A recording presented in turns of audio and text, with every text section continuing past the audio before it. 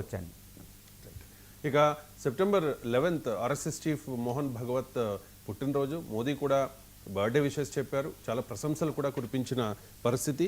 And September 17th Modi జన్మదినం మరో 5 రోజుల్లో రాబోతోంది. 75 years కంప్లీట్ కాబోతున్నాయి. గతంలో మోహన్ భగవత్ వ్యాఖ్యలు చేశారు, ఆ తర్వాత దాన్ని సమర్థించుకునే ప్రయత్నం అంటే కవర్ చేసుకునే ప్రయత్నం చేశారు. మోడీకి నో రిటైర్మెంట్ అనే సంకేతాలను కూడా ఇచ్చిన పరిస్థితుల్లో మళ్ళీ మోదీ రిటైర్మెంట్ అంశం చర్చకు వచ్చింది. అందుకే మోదీ రిటైర్ అవుతారా, భారతీయ జనతా పార్టీలో ఉన్న సంప్రదాయాన్ని కొనసాగిస్తారా అంటే ఏం చెప్తారు? మీ విశ్లేషణ ఏంటి దీని మీద? ఇక్కడ ఒక కోఇన్సిడెన్స్ అనమాట. 75 సంవత్సరాలు నిండిన తర్వాత బీజేపీలో ఎవరైనా రిటైర్డ్ అవ్వాలి, ఆర్ఎస్ఎస్లో ఎవరైనా రిటైర్డ్ అవ్వాలి, ఇది నాకు కూడా వర్తిస్తుందని చెప్పిన మోహన్ భగత్కి పుట్టినరోజు జరిగింది. ఈ సెప్టెంబర్ 17వ తారీఖు మోడీ కూడా 75 సంవత్సరాలు నిండబోతున్నాయి. కానీ ఇలా చెప్పి ఈ 75 సంవత్సరాలని నిబంధన పెట్టిందే మోడీ షాద్వయం. దాని ద్వారానే ఈ ఎల్కే అద్వానీ, మురళీ మనోహర్ జోషి, ఉమాభారతి ఇలాంటి సీనియర్ పొలిటీషియన్కి టిక్కెట్ నిర్వహించడం, ఇవ్వకపోవడం, వాళ్ళు బయటికి వెళ్ళడం కూడా జరిగింది. ఇప్పుడు రూల్స్ పెట్టిన వాళ్ళే రూల్స్ బ్రేక్ చేస్తారా? ఇది ఎందుకు బ్రేక్ చేస్తున్నారు? దీని వెనకాల ప్రధాన కారణం ఉందా అనేది మనం పరిశీలిస్తే, ఇప్పుడు మొన్న రీసెంట్గా ఆర్ఎస్ఎస్ యొక్క 100వ సంవత్సరం పుట్టిన ఆర్ఎస్ఎస్ ఏర్పడి 1925 తర్వాత 2025 ఇప్పటికి 100 సంవత్సరాలు పూర్తయింది. చాలా అద్భుతమైంది అని చెప్పడం, ఆర్ఎస్ఎస్ గొప్ప ప్రపంచంలోని అతిపెద్ద ఎన్జిఓ అని రెడ్ పోర్ట్ నుంచి ఇండియన్ ప్రధాని మోడీ చెప్పడం, ఇవన్నీ కూడా మనం గమనిస్తే ఇప్పుడు ఈ ఆర్ఎస్ఎస్ చీఫ్ మోహన్ భగత్ రీసెంట్గా ఏం చెప్పారంటే ప్రెస్ కాన్ఫరెన్స్లో ఆర్ఎస్ఎస్ 100వ బర్త్డే సందర్భంగా, ఆర్ఎస్ఎస్ 100వ బర్త్డే 100వ దినోత్సవం జరుపుకుంది. అలాంటి ఆర్ఎస్ఎస్ సందర్భంలో ఈయన చెప్పింది 75 సంవత్సరాలని నేను ఇప్పుడు చెప్పాను అని ఆయన చెప్పడం జరిగింది. అంటే ఏంటి? మోడీ ప్రభావం ఆర్ఎస్ఎస్ మీద ఉంది, మోడీ డామినెన్స్ అనేది ఆర్ఎస్ఎస్ చీఫ్ మీద ఉంది అని మనం చెప్పుకోవచ్చు. అంటే ఆర్ఎస్ఎస్ కూడా మోడీని 75 సంవత్సరాలు దాటిన తర్వాత కూడా ఈయనే ఉండాలని ఎందుకు కోరుకుంటుందంటే ఒక ప్రధానమైన విషయం ఉందండి ఇక్కడ. అది ఏంటంటే ఈరోజు ఇండియా పరిస్థితి ఎలా ఉంది అంటే 11 సంవత్సరాలుగా ఏకదాటిగా నిర్విఘ్నంగా ప్రైమ్ మినిస్టర్ నరేంద్ర మోడీ పరిపాలిస్తున్నాడు దేశాన్ని, 3వసారి ప్రధాని అయ్యి గుర్తుపెట్టుకోవాలి. కానీ ప్రస్తుత ఇండియా పరిస్థితి ఎలా ఉందంటే విపత్కర పరిస్థితిలో ఉంది. అక్కడ ఆపరేషన్ సింధూర్ అయింది ఇండియా పాకిస్తాన్ మధ్య, ఇక్కడ రష్యా చైనాలతో క్లోజ్ అవుతుంది, ఎందుకంటే అక్కడ యుఎస్ టారిఫ్స్ ఉన్నాయి. ఇండియా ప్రపంచంలో చూస్తే 3వ ప్రపంచ యుద్ధ వాతావరణం ఉంది. ఈ మోడీ, నరేంద్ర మోడీ భారత ప్రధాని ఇక్కడ విషయాన్ని గమనించాలండి.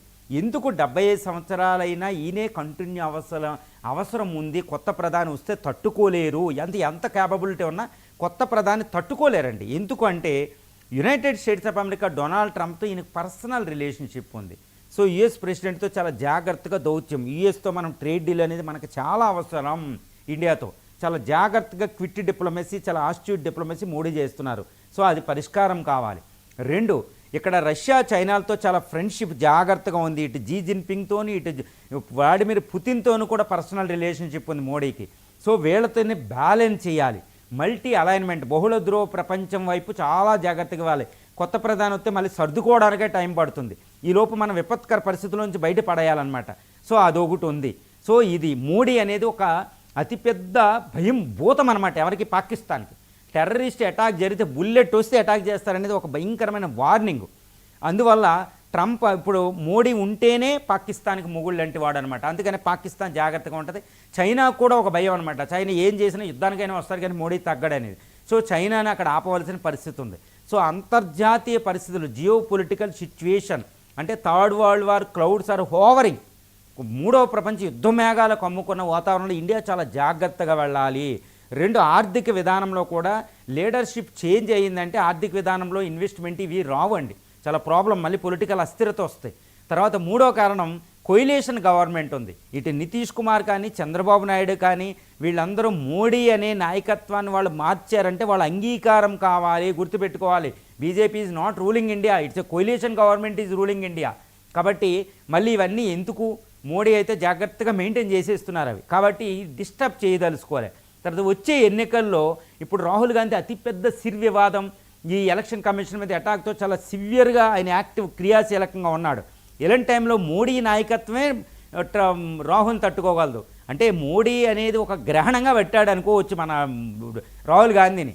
చూడండి, రాహుల్ గాంధీ కూడా తర్వాత కాంగ్రెస్ కూడా అతిపెద్ద పతనాన్ని మోడీ కాలంలోనే చూసింది. 44 సీట్లు, తర్వాత 52 సీట్లు, మన 99 సీట్లు, 100 కంటే త్రిబుల్ డిజిట్ కంటే తక్కువ పడిపోయింది కాంగ్రెస్. 150 సంవత్సరాల పార్టీ. తర్వాత మోడీ నాయకత్వం ఎక్కువ 18 స్టేట్లో అధికారం ఉందండి, అది చూసుకోవాలి.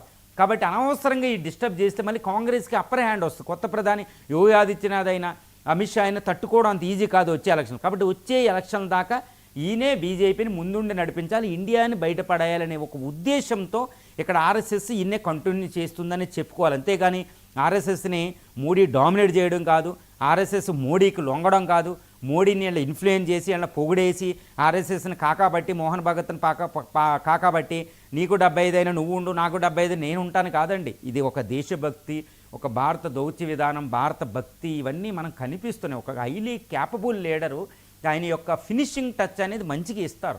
వాళ్ళకి ఏదో పదవిలో ఉండాలనే కోరిక అనేది నేను మోడీ అనుకోలేదు, ఇండియాకి అత్యవసరం అనేది. కాబట్టి మోడీ 75 సంవత్సరాలు ఆయన నిండిన ప్రస్తుత పరిస్థితుల్లో ఇండియాని ఆయన నాయకత్వ బాధ్యత ఇండియాకి అత్యవసరం అనేది మనం ఇక్కడ చెప్పుకోవచ్చు. ఇక నెక్స్ట్